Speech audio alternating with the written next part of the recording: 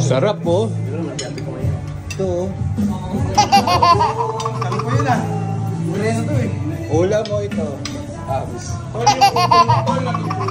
Ayun na nga mga kabrum-brum, andito ngayon tayo sa Pamana Beach Resort sa may Polillo Island. Ayan, nabubulol ako. Ang hirap din kasi Polillo Island mga kabrum-brum. Okay, so ngayon samahan nyo ako kung paano ako nakapunta dito. Ito lang yon. From Antipolo mga kabrum-brum dito sa may Port Real. Ito nga, dito sa Barangay Ungos, dito kami nagparking ng motor namin. Napakalawak ng motor dito mga kabrum-brum. Liliko ka lang dun sa Barangay Ungos na nakalagay na yon. At ito na nga yung parking. Safe na safe mga kabrum-brum yan. Para hindi na namin tinawid yung motor namin sa kabila. Okay? Ayan, dyan namin pinarking. At ito na nga kami sa may Port Real. At pinigyan namin kung makakasakay na kami. So napaaga nga kami mga kabrum-brum. Dahil nga okay na yung mas maaga kaysa naman late, di ba? So ayan, sobrang napaaga po kami dahil po yan sa tropa namin si Joel. Shout out. Sabi ko nga sa'yo kanina. 9:30. 9:30, 10, 11 at saka po 12. Yung pass ka. Yung pass ka. Aga mo kami ginising. Alas 9, medyo ka pala.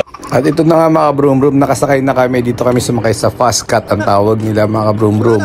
So hindi to gaano kalaki. So ito na nga para kami naging private dito, di ba? Kaya naman napakasayo ng tropa naming pasayaw-sayaw pa oh. At sagot niya nga daw ang tuna mga kabrum-brum. Yan si Joel, sagot niya ang tuna mga kabrum-brum. Kaya ito na nga, nakarating na kami. Halos 3 hours yung biyahe namin mga kabrum-brum, di ba?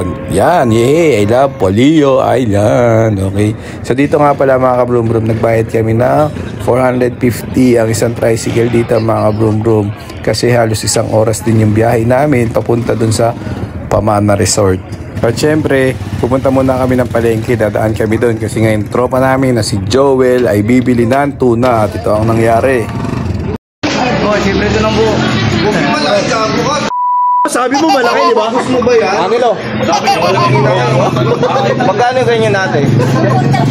240 gag, ilang kilo yan tayo. Eh baka may maliit na tuna dyan. Ate, ito. Sabi ko kasi kailangan lang ilabas nyo eh. Ang 500 lang dapat isda. Pinawisan ng po. Hindi kasi natatay na. May CR dito. Ayun, may CR nga daw dun. Pinawisan si Joel eh. Century po na lang gusto buhay.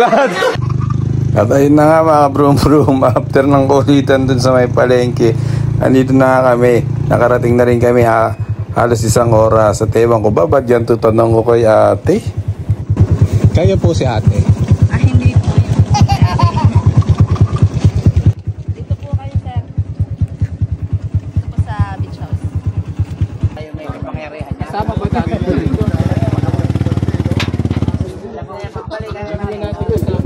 Pamana Beach Resort.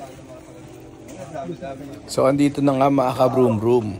Dito na tayo sa Pamana Beach Resort. At dito nga pala kami ngayon sa bahay na to. At iikot ko kayo dito sa loob ng bahay na to mga kabrum-brum. Makaka-discount kayo kay ate. Mura lang to, promise.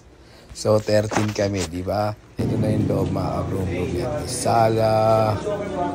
Siyempre, napakaganda, di ba? Up and down. Ayan, may kusina. Ayan din. Pwede tumae dito?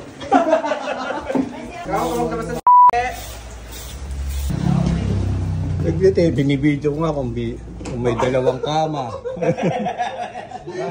May dalawang kama. Bawal mo rin makita yung TV. Siyempre. Ba't bawal? Yung sa amin nakikita namin mali. Dito, bakit sarado to? Yan, o yan, di ba mga kabrum-brum, napakaganda at nakaka-relax talaga. Siyempre, hindi mawawala ang video okay natin, di ba?